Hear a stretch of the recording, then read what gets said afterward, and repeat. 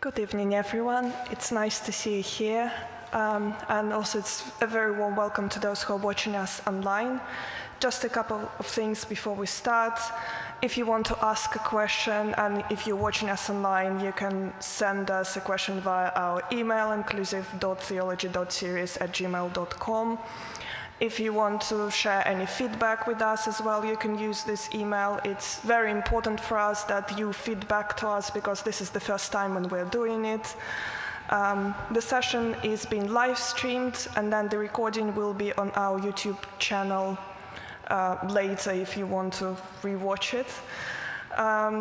If you want to talk to someone after the talk, then we have a pastoral team here. It's me, Reverend Imogen, and Rob at the back. There will be refreshments after the talk, so please, if you can, stay and join us. Today is our second talk, and we have our guests who came all the way from Birmingham, Reverend Canon Dr. Carlton Turner. He is a Caribbean contextual and practical theologian, an Anglican priest, an Anglican tutor in contextual theology and mission studies at the Queen's Foundation in Birmingham, and recently appointed honorary canon theologian at Liverpool Cathedral, and the author of Overcoming Self-Negation, Giancano and the Church in Contemporary Bahamian Society, and Introduction to Caribbean Contextual Theology. Carlton, the floor is yours.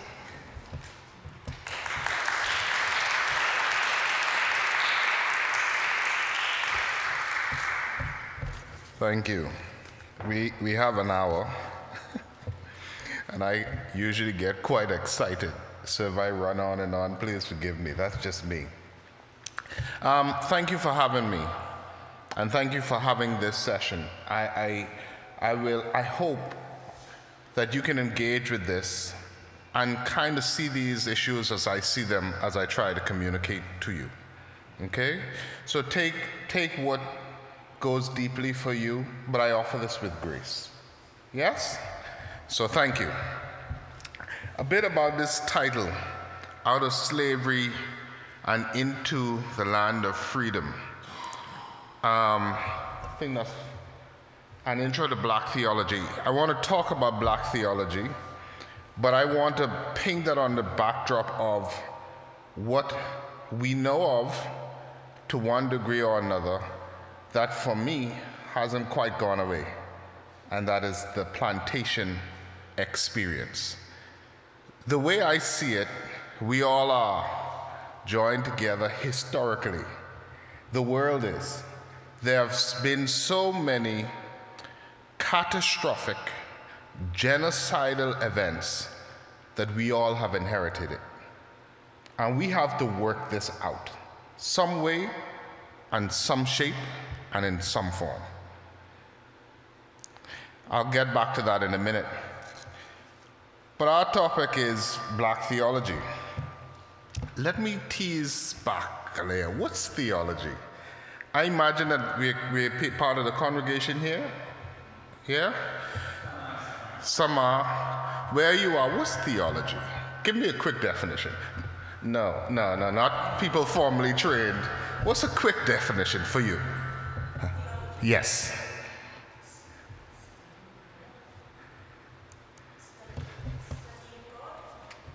Yes, yeah. Study of God, God talk, this is what we do when we get to seminary. The study of God. Study of religion, which is sort of God and man, in a way. A relation between the two sometimes. Oh, yeah, always, yes, okay. Hopefully always. The relationship between God and human beings as we perceive it. Anyone else before I just rattle on? No? Listen, you get 100%, you're right. But for my concern, theology, if it's to be done with any sense of our lived realities, need to also be critical. Critical is not a bad term. What we're talking about, we have to be able to switch on our minds when we talk about this thing we call God. It also has to be We're talking about Christian theology. We're not talking about something alien to our experiences for the gathered community. We're talking about the experience of what we've been handed down in light of who Jesus is and what came after and what still abides.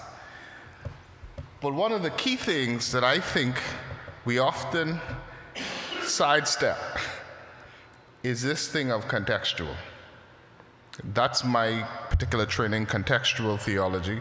And what I mean by that is everything has a context, and unless we wrestle with the context, violence in some way, shape, or form is done to someone. We cannot just export one context to another without what we call epistemological violence. So we supplant our ideas onto a whole other group of people. And often theology and Christian practices have done just that. In 1492, you remember? What happened in 1492? You know, I teach the... Yes. Let's get back to Columbus. Unfortunately, this happens too. A lot of things are happening in this time period. I teach in a class with these 20, 30-year-olds, and I say, in 1492, and I get blank stares. And growing up in the Bahamas, we would say this all the time, but we have some perverse versions of it. And I won't say that here in this lovely church.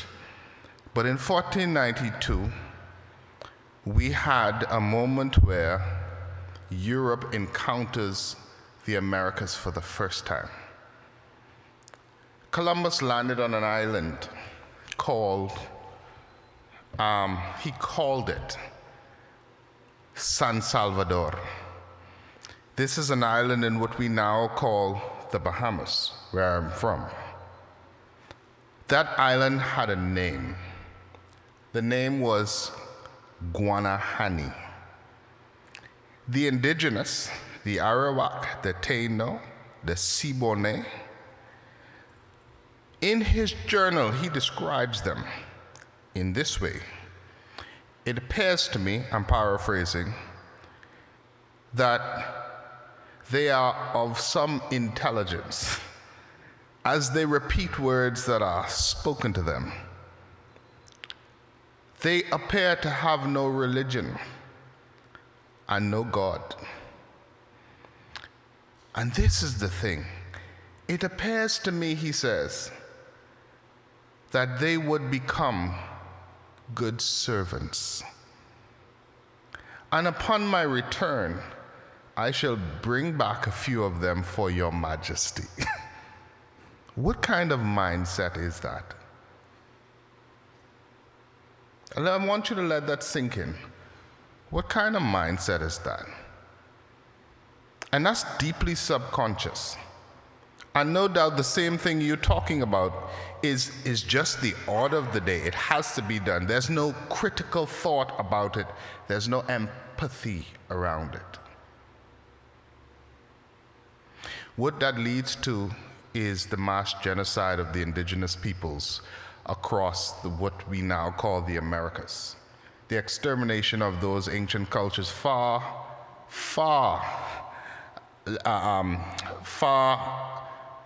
older than Columbus's. Far wiser too. But that's an inheritance we have that's not just what the church did. That's an inheritance of how we thought or did not think about people who are other or different too. And whether we like it or not, we carry this. You with me so far? You good? All right.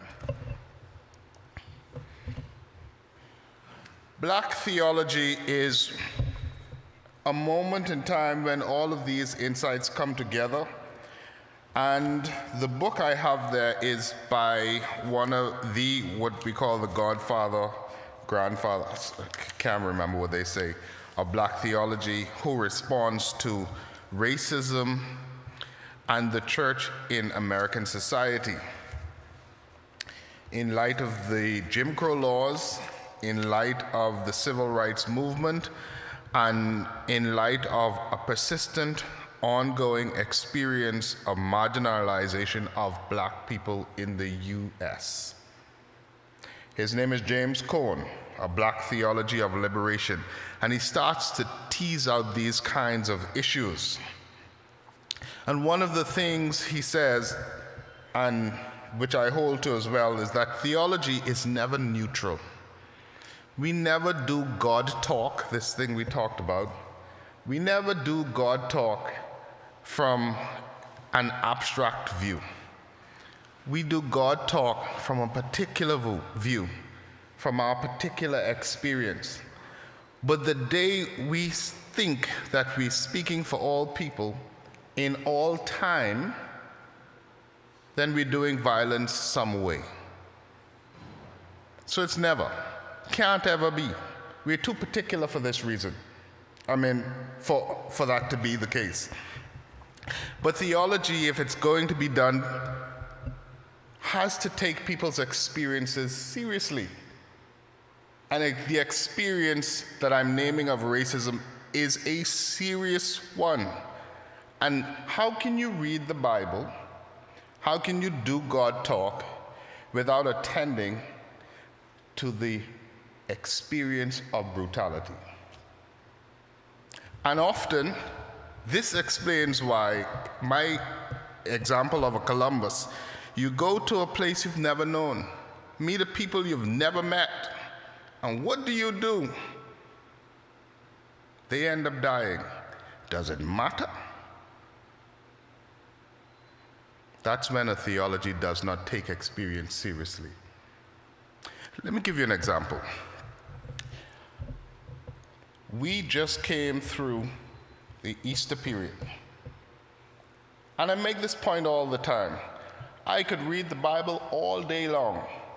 Can I read the Bible, especially the experiences of Jesus, who is strung upon a cross like a mother whose child has been killed? You think I can do that? Hello? We will read it differently.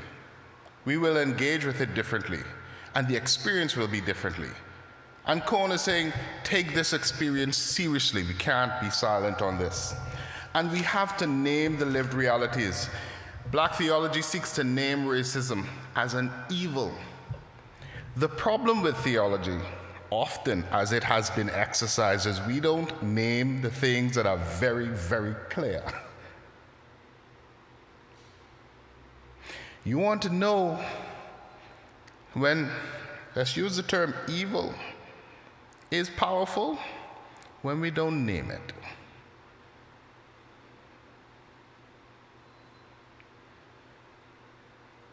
So it's an act of courage, and it's a test of who we really, really are.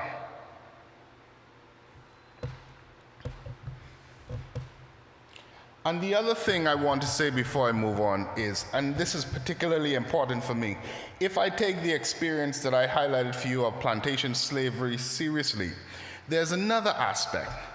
It's not just about naming. After you've named it, after you've fought, after you've done and experienced all this stuff, how do we heal? How do we knit back together? What measures do we go through? That's the other dimension. I think reading this book you talked about, and I'm big on this very same thing. Can we have theologies that bring about wholeness, or try to, or work towards?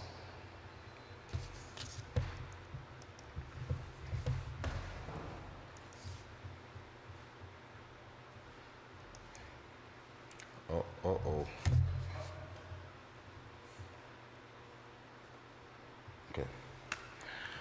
So one of the important tasks, as I see it, in this country, do you know this ship, this image, this picture? Tell me about it. Tell me about it. Anything. When people from the Caribbean were invited to come and work in Britain, be part of they were said, you are British, you come here as British people and work with us to rebuild the country. Yes, and then what happened? And then they were not welcomed. They were rejected. So they were welcomed to work, but not welcome to live. What else? To pray. What else? To stay. Keep going. They were not welcome to be. Just be. So Windrush, 1948. Think about the historical time period we're talking about. 1939 to 1945, the world had this big thing called World War II. There are scouts going through the Caribbean saying, come, let us help build the mother country again. To Caribbean people for home, England is mother country. The church is the mother church. We are British subjects. This is a great thing. We want to give back. What do they meet? Stark cold rejection and a racism that's not just outside, but deeply entrenched in the church. And one of the things black theology would do was to name this issue of white normativity and privilege, especially as it's exercised in Christian theology. This might be something, have you heard this before? Seeing some blank stares. No. White normativity.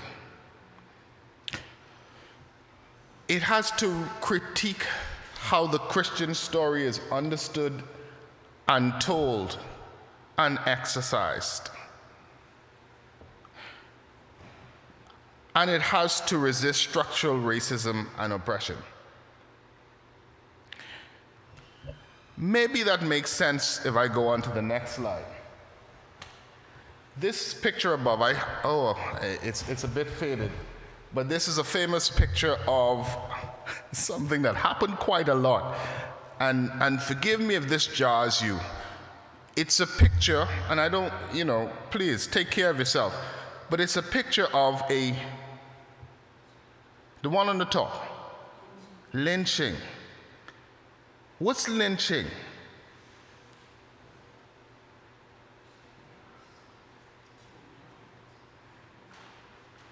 Okay, what if I say the people underneath are Christian? Good Sunday-going Christians. And what if I say the people who are hanging are also Christian? And both pray in the name of Jesus Christ, whose God is true.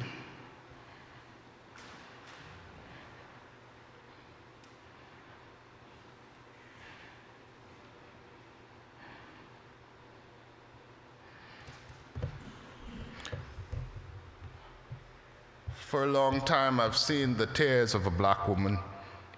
We see it replicated over and over again. We've had across our globe the murdering of black men by police, by authorities.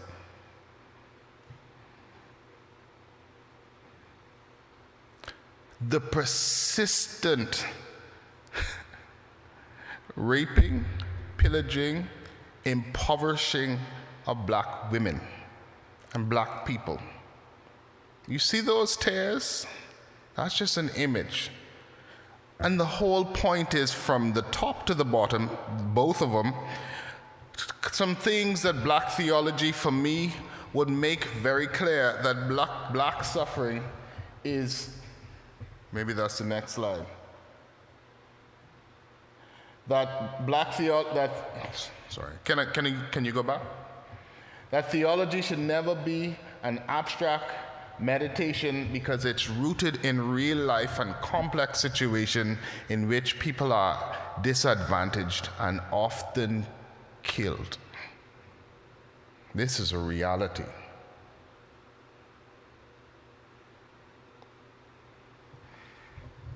And we come to the realization that, remember, black suffering is designed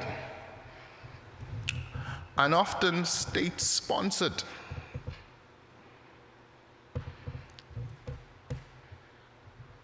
And one of the things I'm very interested in, I could go on at length about this, deeply psychopathological. Let me give you an example. The African Caribbean, from my perspective, was a particularly important site for the British Empire because of sugarcane plantations. Do we know this? Okay. So I went to seminary in a place called Codrington College, Barbados. Have you ever heard of it? Hands up, you've heard of it? You've heard of it. Can I put you on the spot? What have you heard of it? My friend's stepbrother used to be a pastor sometime. Okay.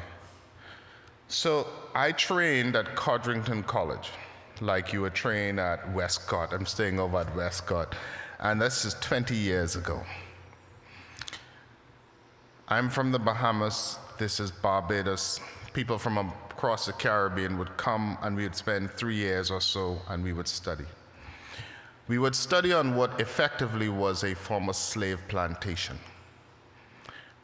The plantation was given to, in 1710, a new and emerging mission society in England called the SPG, Society for the Propagation of the Gospel. In the will of Sir Christopher Codrington of Barbados, it was, bequeathed to them that they also make sure that there is always 300 slaves on the plantation to work it. Christian ministry, Christian mission, plantation slavery, and it's just the order of the day. Designed, protected by law, in wills, enacted in seminaries, in ministry, in the formation of dioceses, in every part of who we are. I'm not talking about out there, I'm talking about the church. How do you begin to disentangle all of that?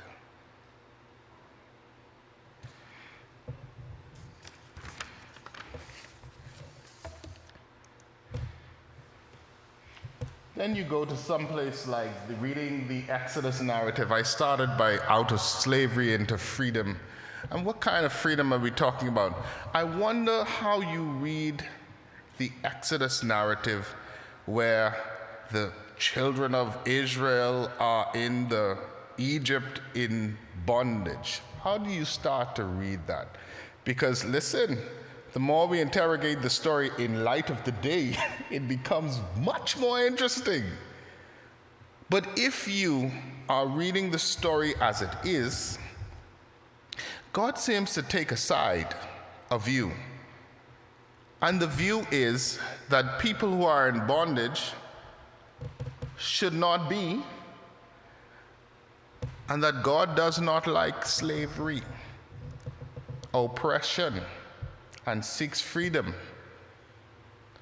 But if you read the story from an experience of enslavement, you read it different than if you have privilege and power. So some of the things we would ask you, if you go to that story, where do you locate yourself? How do you read it? And who is God and what is God like in this story? Is God the God of empire? Is God the God of the slave and the enslaved? Does God care for justice? Maybe justice is at the heart of who God is, and freedom and liberation, and everything else must crumble?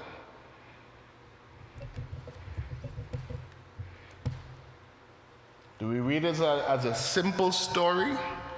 So many times we read scripture and we skate over the real lives of the real people and the consequences, and we treat it as a story. A black theological approach would say, nah, this isn't just a story. We must contextualize this. We must critically look at this, and we must ask big questions of ourselves and our God and our churches. And I'm sorry, that's just the way it is. And that's hard work. And that's necessary work. And it challenges us to the core. So back to theology. Just a question. Doesn't matter if your Jesus looks like this?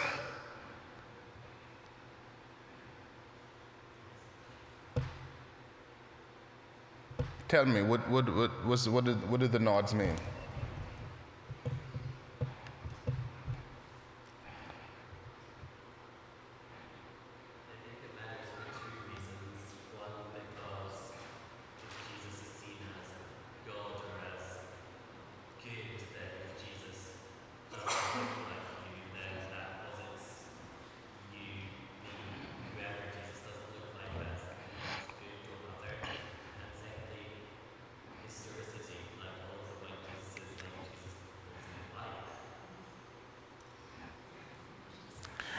They didn't hear you.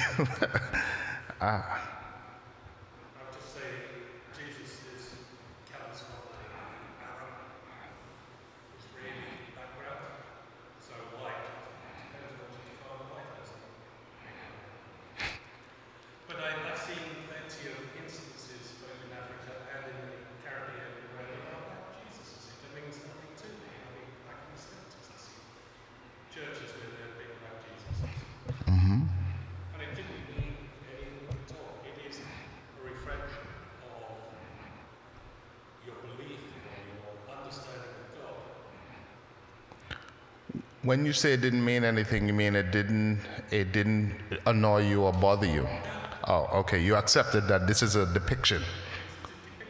It's an instance of what God is, Trinity. Okay. Yes.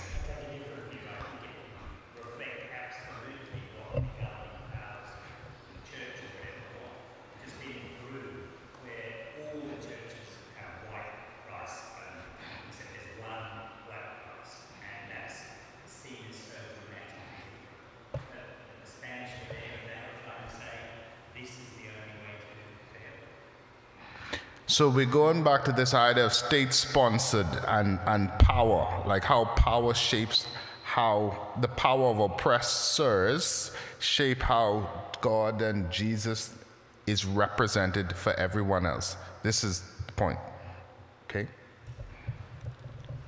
suppose I have a reflection around if God is only a reflection of our own identities, how do we truly encounter the other of God? Say more. Well, there's a stage to go through, I think, where you need to see Jesus as himself. For women, it's a female Krista. For people of different colour, it's a reflection of our experience, our identity. I think we all have to go beyond that to see the God beyond the human. And that's really challenging for all of us. So you have to do some serious work with the representations of Jesus that we have. That's for everyone. And what happens if this is a female image? Which is much more rare, isn't it, to see a female? Because here's the issue: no theology is perfect. Black theologians are also challenged for patriarchy. Then womanist theological thought comes on stream. And you know what? Disrupts our ideas, often around who Jesus is and what salvation looks like.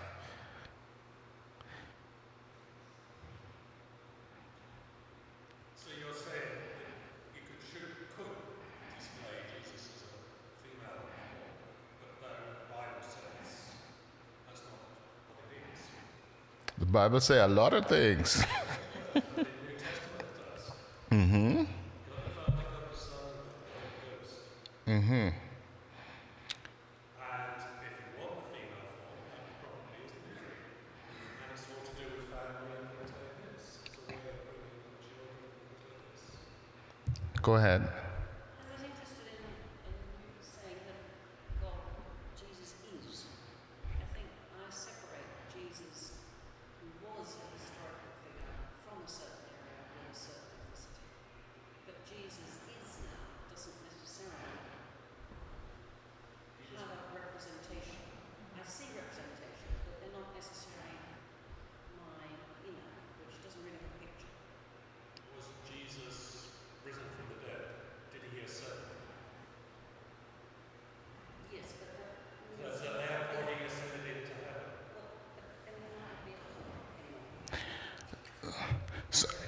So at the heart of this interesting conversation is holding two things together. I think in theology we call it the immanent and the transcendent. So two things: how we depict, but also who Jesus is and who God is for all. And that's not easy work. But what's at the heart of that is who we are in the midst of it and how we treat each other. And there has to be justice at the midst of that.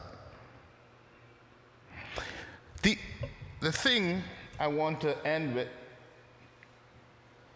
well, one of the things, I think Anthony Reddy makes this comment in his book: to understand black theology, one needs to understand the reality of what it means to be exploited, oppressed, overlooked, ignored, and consigned to death, mainly on the grounds of the color of one's skin, which in turn is informed by the prejudices and discriminatory practices of others.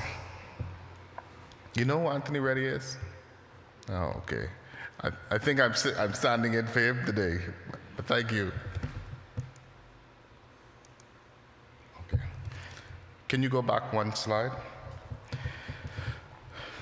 However, wherever this lands for you, let me go back to what I'm saying about theology. I believe one of the things black theology, womanist theologies, contextual theologies generally help us to do is to reform and continually reform theology itself. Because we always need to look at the lens through which we're engaging and look critically. I would go so far as to say, from my point of view, often here's a contested and heavy language. Theology and often the church practices need a kind of exorcism. Deep healing, removal of idolatries of one kind or another, whatever you call it. I think Jesus does this very well through his ministry. And we need a kind of renewed imagination. Can we see a world in which there is justice, truly justice for all, and peace? Where there's no blockage, no barriers to how we worship, how we live, and how we embody Christianity in the world. That's an ongoing thing. Black theology is a place to start, and that will go on and on and on. And there's work to be done. Yeah? Let me stop there. Is that okay? No?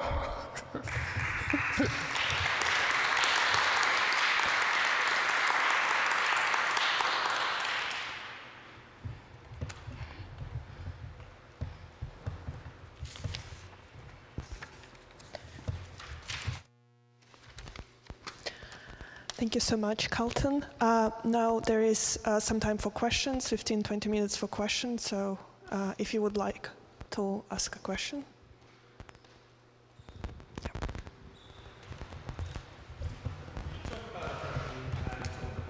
One second. Someone's... Thanks, that was great. Really glad that you're here, and we need to hear this, so thank you very much. So contextual theology, absolutely agree with that everybody does it, even when they don't know they're doing it, because we're all in a context, we're shaped by a context, our questions, our perceptions reflect that context. So our context, or my context, right, as a white European, is a post-colonial context. So my Christian history, the history of Christianity that brought me here, is, as you described it, it's laden with the imperial mentality. And so I completely agree. You know, we've got a huge amount of work to do to sort of get beyond that and to unthink a lot of embedded assumptions that are really, really very deep. And, you know, we don't realize it until we get challenged or we stumble upon some experience that... So how can, I mean, what do white European churches like ours, right? Now this church is pretty receptive to this kind of thing, right? We've got a long way to go, but our ears are open to this kind of thing. What steps do we need to take? So it's great to have a lecture like this. That's fantastic. We need more of them. We can read your books, you know, but practical steps in our ordinary lives as individuals and as a community to take us on that journey. I was struck when you describe yourself as a post-colonial Christian. Language is one thing, but I think a good place to start is by recognizing, so am I. You remember me saying in the beginning, we're all bound together in these historical experiences.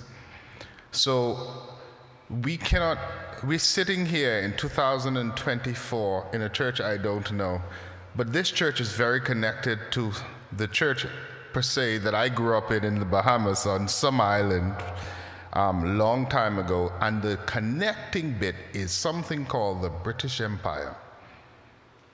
That's not gone away. We can pretend, but you and I are caught up in the same things. And I think practical steps, we need to wrestle fundamentally with who we are. In places that I go in and the kind of work I do, I have a simple and persistent question. What is the Church of England? What is the church? What is the Church of England? You don't have to answer, but the point is we can answer that in so many ways. But I don't think we have seriously grappled with our complex history enough. And right now, just yesterday, I was at a cathedral talking about legacies of enslavement or having facilitated conversations. But what do you do when your genesis in history is through enslaved money? How do you deal with that? What are you? You know, those are big things, but I think we must be willing to go really deep. But there's something redemptive about truth-telling and being honest with the past. Because when you do that, then you can move on and imagine and inhabit something new. But there's no sidestepping. So when you say something like post-colonial and all of this stuff, I'm not trying to take it in a I'm ashamed kind of way. Let's simply deal with the facts. Let's deal with things and tease them out so that we can deal with them. And that's not something that doesn't involve a huge region across the globe. We're all connected, and that's difficult.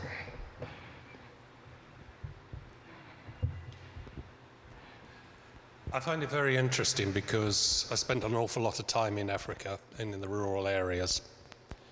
And one of the persons I knew was the Abanda paramount chief of the area. And he was one who was alive in 1907 when the British came into Zambia, or in that time, Northern Rhodesia.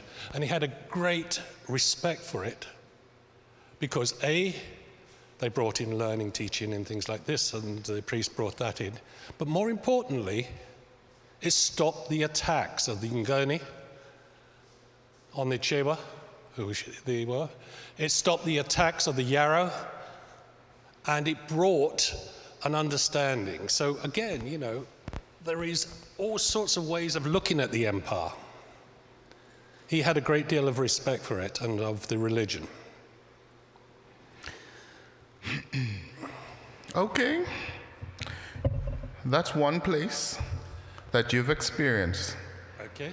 Botswana is another one. How big is the empire? It's huge. I know it's huge. And I can also say Botswana is another one where I worked when I had a very similar respect. When there was a lot of dispute between the early days, Sir Itsakama and his wife, white and black. I have to listen. When you tell me something like this, I hear you.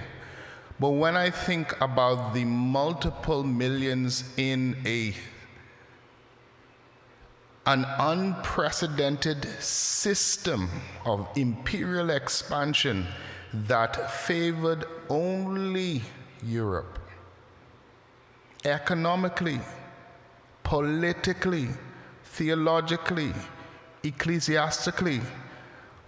One example of local chiefdom compared to a whole long history is interesting when you put it side by side. But that's how I see it. Thank you. One before you, Sarojini. Sorry. But thank you.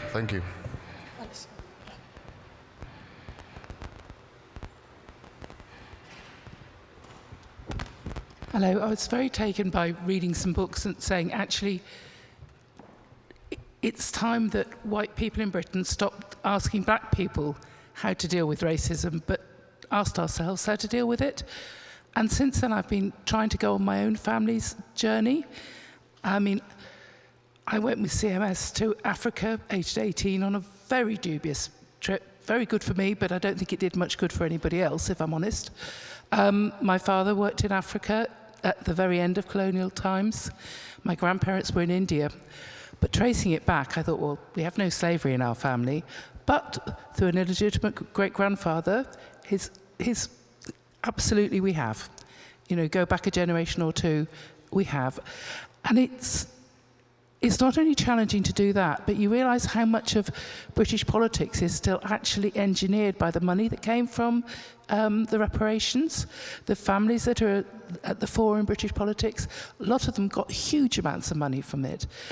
And also we look at the recent, it was a year or two ago that there was a big report done on the Church of England and racism, and it was scathing, that the fact that our church is still structurally racist.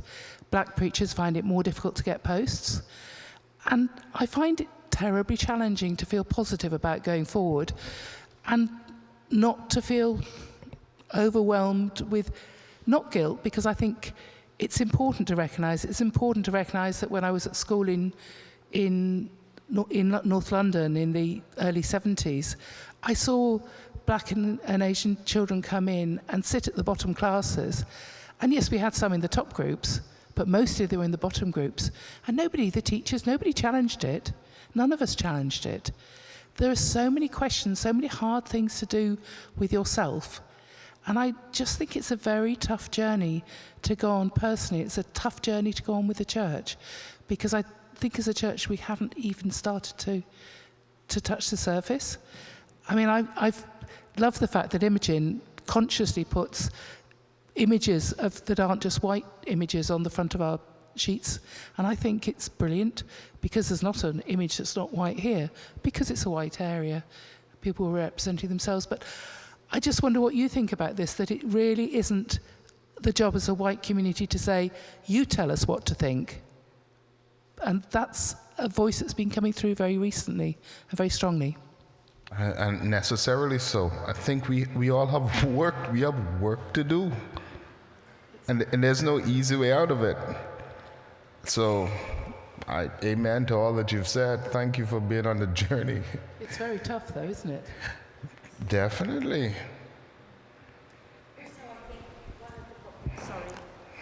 I think one of the problems is that, so I just think that things are just under the carpet, and a lot of, like, let's take our schools, for example. Our young people are not taught, like you said, there's a connection between the church and the British Empire. Our young people are not taught about the British Empire. They have absolutely no idea, you know, how these countries, how European countries have been built up. So my children went to a Christian school in Wales for about 2 years. I asked, one of the things I asked the RE teacher was why in Christianity they weren't connecting things to things like the British Empire and teaching the youngsters a bit more about Christianity and how Christianity was many, many moons ago, and, you know, how it's all evolved and with regards to people of colour and things. But they weren't very interested at all. They said the teacher actually said to me they didn't feel it was very important. So I left that, and my response was, well, actually, I lived in India for 2 years when I was young. I went there when I was 5.5, came back when I was 7.5. And I went to Christian schools for both the years. I lived in 2 different parts of India. And in both the schools, they taught about, obviously about Christianity, because they were Christian schools, but they also connected it to the British Empire and how the church was then, and what they did, what they didn't do, and you know, how the church, you know, just everything with regards to the oppression all around Africa, the Caribbean, the Asian countries, wherever. So a lot of, and I was 5.5 then, and I grew up understanding the connection between Christianity and the British Empire from the age of 5.5, which is something that you just don't see here. But I think that's really important that it starts off in our schools, so the youngsters have a better understanding of all of this. Thank you. Sarojini, then.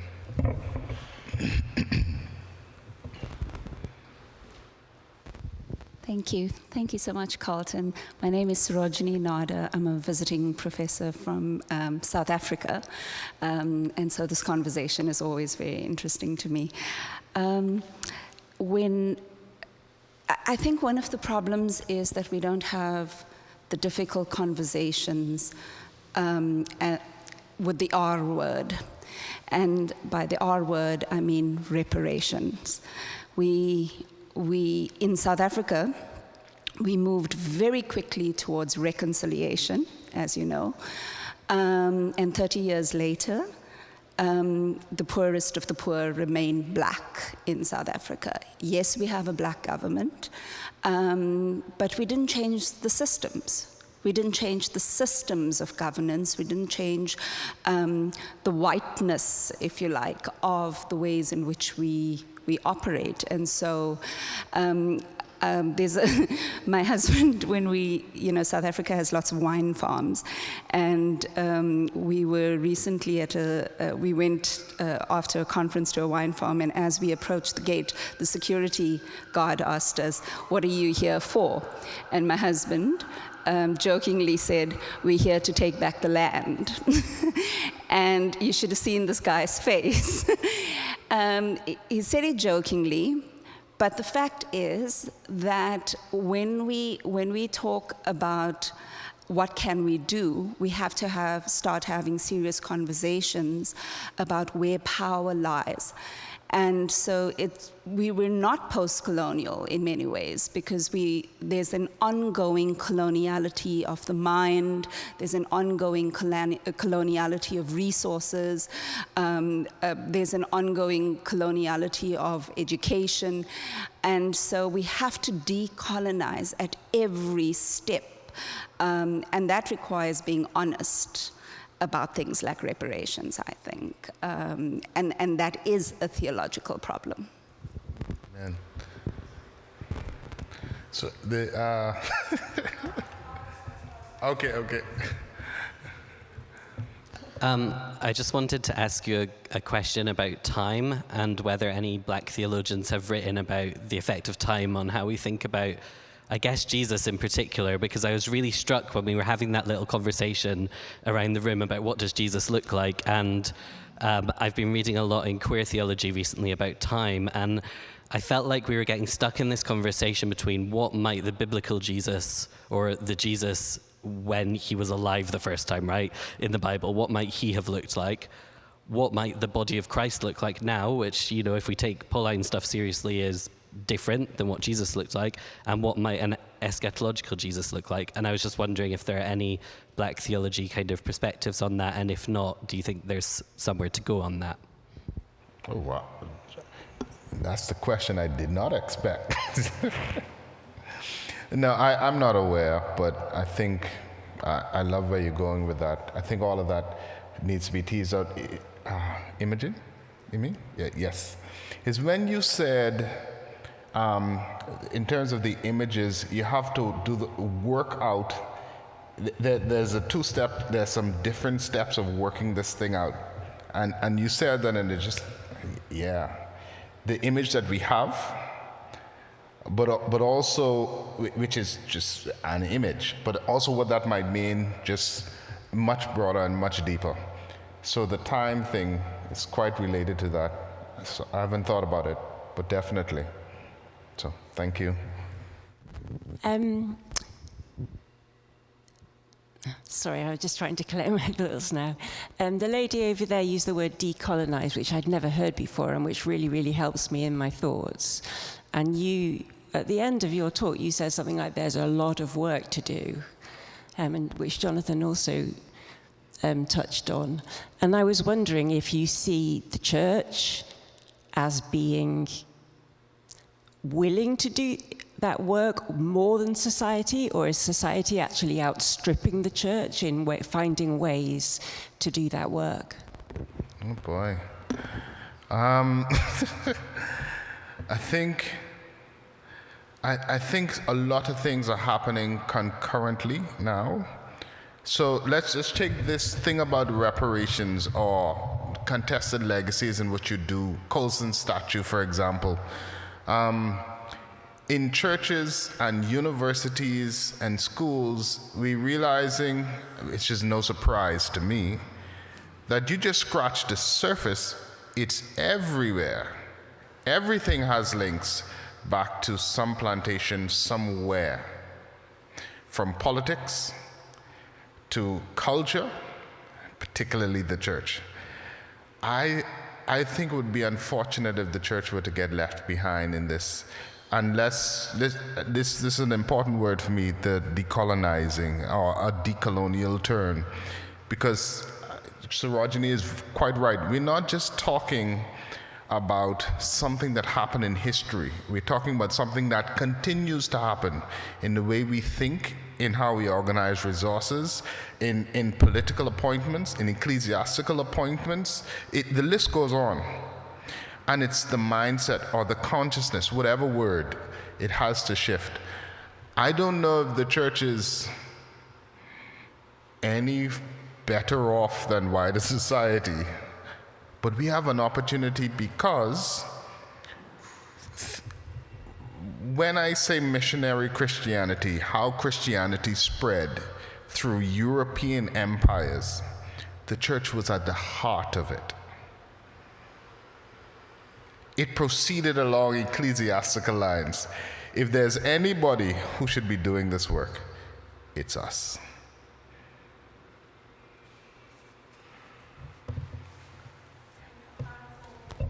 One more question.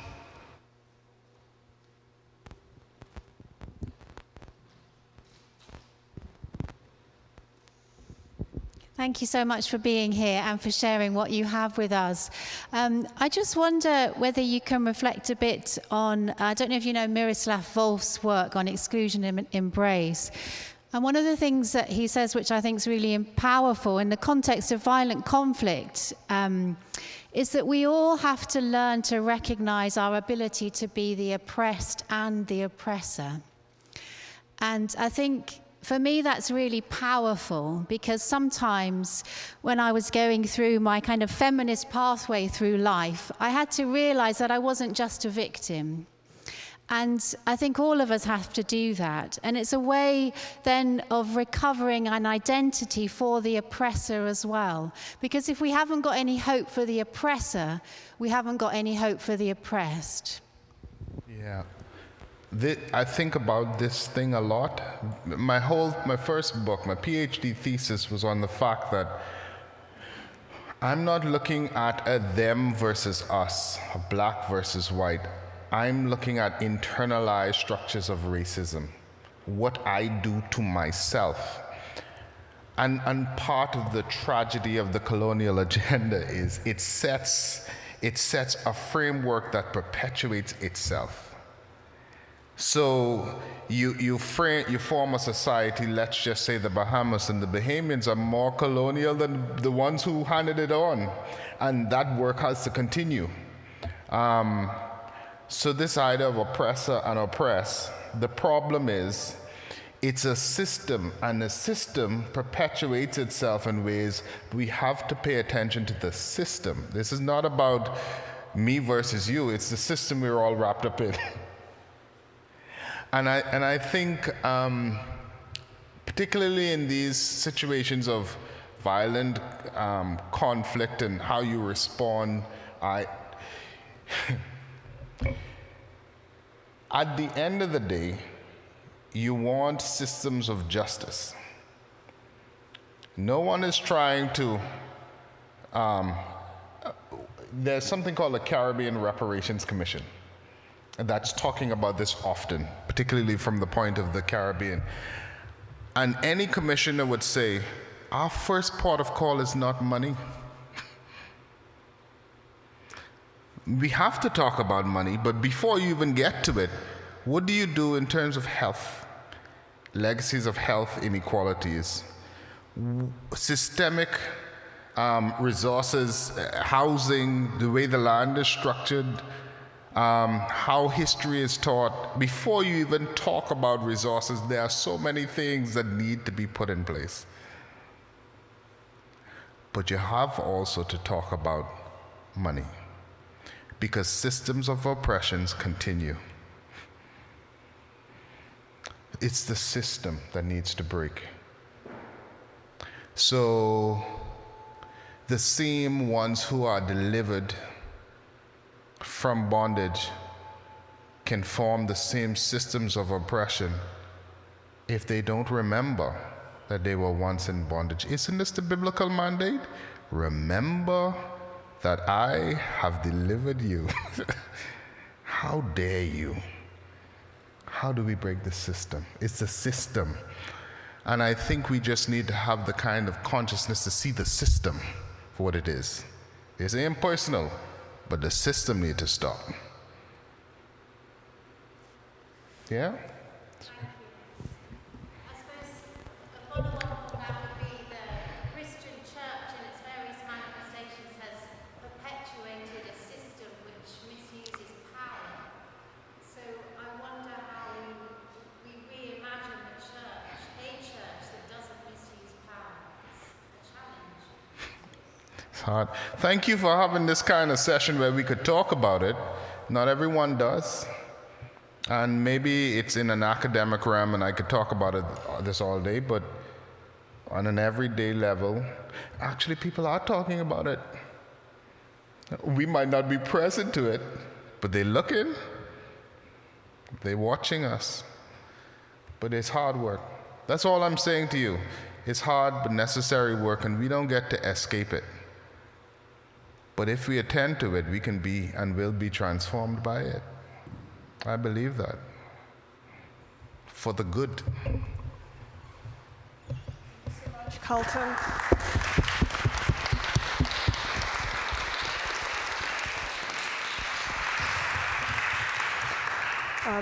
Please stay for refreshments if you can. The next session will be next Sunday at 6 p.m. It will be trauma theology. And yeah, please come if you can. And several people have asked us about donation. So if you want to donate, there is a basket for cash on the table with refreshments, and there is a machine at the entrance where you can just tap your card if you would like to. Thank you so much for coming.